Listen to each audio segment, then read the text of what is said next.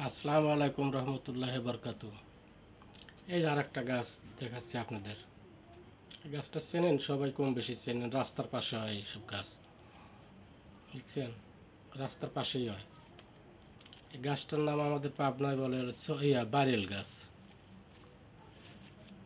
যে মা বোনদের এই যে মাজার ব্যথা হলে পরে এই যে শিকড়টা পূর্ব দিকে মুখ করে নিঃশ্বাস বন্ধ করে এই শিকড়টা তুলে এরকম তিনটে পেঁয়াজ দেবেন। এরকম তিনটে পেঁয়াজ দিয়ে কালো সুতি দিয়ে সুন্দর করে পেঁচাবেন। পেঁচানোর পরে যে কোনো একটা তাবিজের ভিতরে ঢুকে মাজায় রাখবেন। দেখবেন যে মাজার ব্যথা ভালো হয়ে যাচ্ছে।